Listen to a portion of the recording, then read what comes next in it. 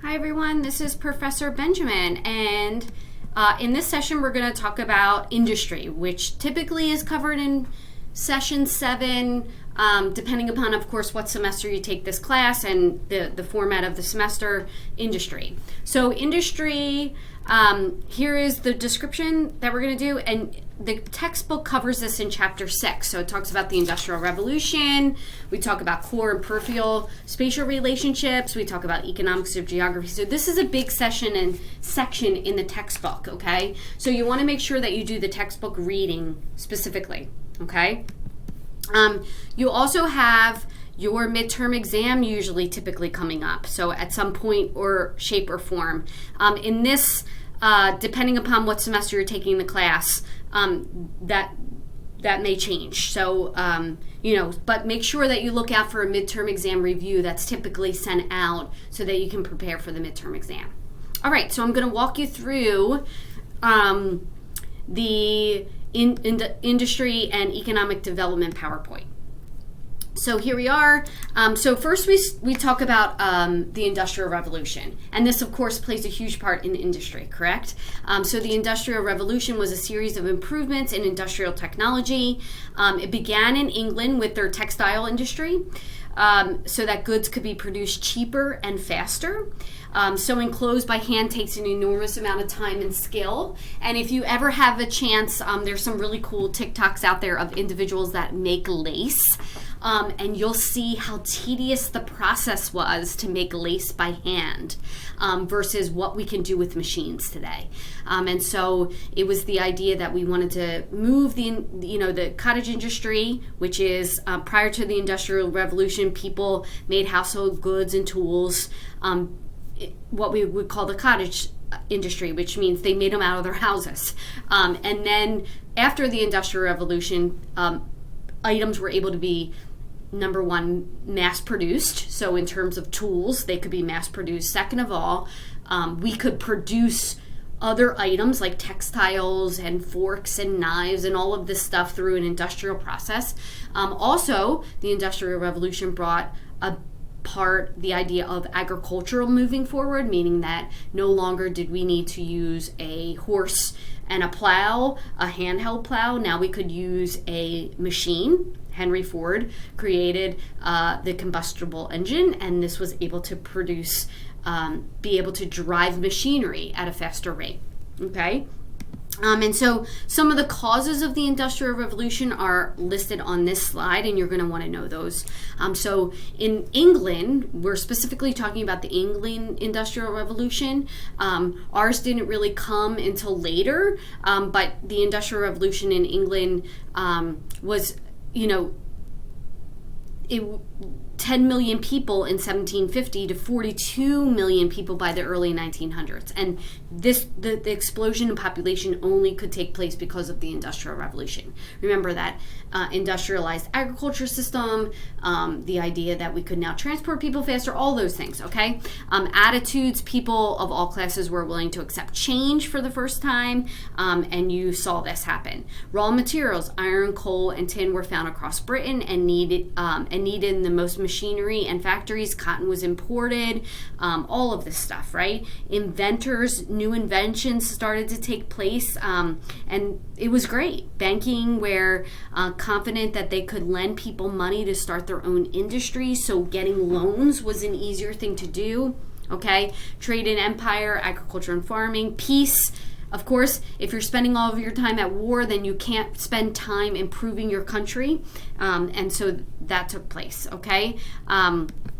So what are the economics of geography, okay? Typically, in order to gain wealth, what you would do is you would take someone else's wealth in the past. So if I wanted wealth, I would, through piracy or pillage and plunder, I would take over your country or take your stuff and then bring it back to my country. Okay, there was no like intrinsic, it was coming from inside the country. That's typically what used to happen. And these idea of, or the sustainable income model of value added principles. So through primary and secondary economic activities, meaning you would mine and you had control over gold or diamonds or something like that, right? That's what made your country wealthy. So it was either you went and took other people's stuff or you had the resources from your country. It wasn't like, again, people didn't create their own products. They either had resources or they took other people's stuff. Okay? And so this is typically how countries used to gain an economic advantage. Now things started to change with that, with the Industrial Revolution, is that we moved more into a model of economics of geography, where we now have different sectors in the economy. And this is important for you to know. So you want to definitely make sure you watch the Mr. Sin video. Okay, and you want to know what the primary, secondary, tertiary, quaternary, and quaternary sectors are. Okay, and you want to know what happens in those sectors. Now, sometimes some of those sectors can overlap, or some of them, like especially as we get into quaternary and quinary, you can actually see that some of them might be in one and not the other, depending upon what video you watch. But you want to definitely make sure you understand that. So the primary sectors are individuals that work in the mines, or they are the fishermen, or the forestry people who are cutting down the trees, right? They are that. Then we move into the secondary sector, and that is we move from just the mining and the hands-on activity to now we take that resource and the individuals in that type of sector now are making those items into something else.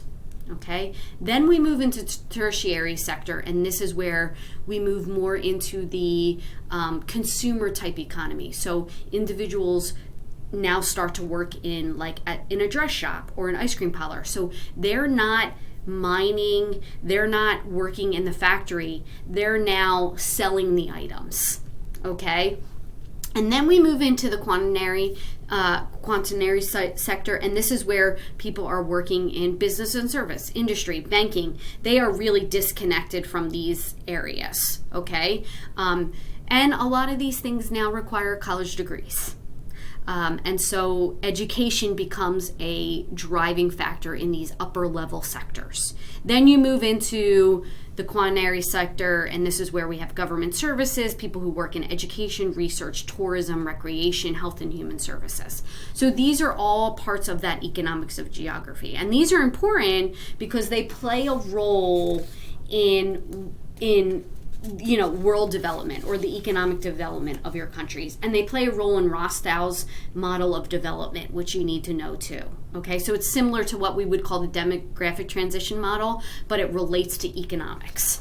Okay, and as we move through this PowerPoint, you'll see that we have that model here. Okay, that economic, that Rostow's model of development, where we have traditional society, then we have preconditions for what we call the takeoff in society. So we have rural traditional, and in here is stage one, and this is where people are really just living to get by. Okay, and then what happens is that you'll see a decline in family size as we move through these stages, because children become less and less important to have because you don't need to work on your farm anymore. And you see that happening, right? You also see that as we move through the stages, economic income moves up. So we move from low income to high income, and at the same time, family size falls. Okay? And you'll see a shift from rural to urban, meaning we see a shift of individuals from farming to moving more into urban or the cities or more urban type communities. Okay, and you'll see this happen. So as you move through the Mr. Sin video, which can be found in the module, okay, not in the PowerPoint, but within the module, you want to take notes on what happens in traditional society, what happens in preconditions for takeoff mode, what happens in takeoff mode, what happens in the drive for maturity, and what happens in the age of mass consumption, which is where the United States is. So we're in this age of mass consumption where all we really do is consume. We are no longer making products. We are just consuming products. So most of the individuals in the United States are in that quaternary and quinary areas. They are no longer in the manufacturing or the harvesting of natural resources. Okay? So really important to understand. As we then move through this session, we talk about Human Development Index, or what we call the HDI. So these are measurements that we use to find out where we think countries stand in terms of their development. So are they a less developed country or a more developed country? And we typically use this HDI, or what we call like the Human Development Index. And that is the standard of living. It includes standard of living of individuals, literacy rate, and life expectancy. And it takes into account a bunch of factors. And you can see on this slide, it kind of gives you what encapsulates a Human Development Index. Again, women come really high, really play an integral part of the movement from less developed to more developed. When we see women in the workforce, we find that countries quickly move from less developed to more developed. Number one, you're not excluding half of your population. They can contribute to the economy in a significant way, and they can move that country significantly through that Rostow's movement of development. Okay, they contribute 52% of the global workforce, more than men. Unfortunately, women are not paid, of course, equally as men. And we look at that, and that plays a huge role in the economies of countries. Okay, and again, talking about women, and then we move into what do we consider more developed and less developed countries. So you want to make sure you understand what more and less developed countries are. Also in this session, we talk about something called the comparative advantage. And this can be confusing for students, so I've included a video. Let me just make sure I have that video. So that video should be under the modules. Let me just make sure. Actually, it's not here. So I'm going to include a video under here, both on Rostow's economic development thing, and I'm going to include a video on comparative advantage, because it can be a little bit tricky to understand. So I want to make sure I give you a really good video on how that is.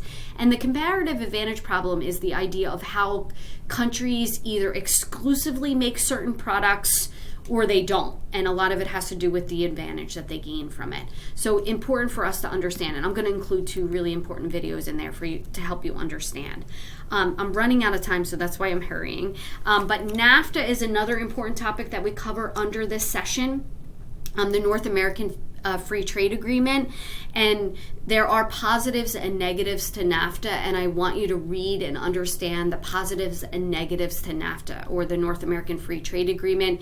It's not all hunky-dory. There are a lot of problems with NAFTA. It does, of course, provide a lot of growth, but it also has a lot of issues with it, and I want you to take a look at those in there. We also talk a little bit about sweatshops in this session, so I want you to we cover sweatshops, so important. But there are also a couple important terms that you don't see on these slides that I think you definitely need to make sure that you cover. And those terms are, you need to understand what a periphery and core area is, so you need to make sure you understand what those 2 terms are. So periphery and core, I apologize for that. So you need to make sure you understand what those 2 terms are. You also need to understand the term, so you need to know Rostow, you need to know what a core country and a peripheral country is. I'm trying to think what else. I'm trying to look at what else you need to know. Women, HDI, and I think that's it. And the core, semi-periphery, and periphery country, the comparative advantage, what interdependency is, okay? So there are a couple other really important terms for the midterm exam that you need to know, okay, from this session. And you can find a lot about core, semi-periphery, and periphery countries in the textbook chapter reading, okay? And I will add those 2 videos in. So that's it for me. Of course, again, if you have any questions, make sure you reach out.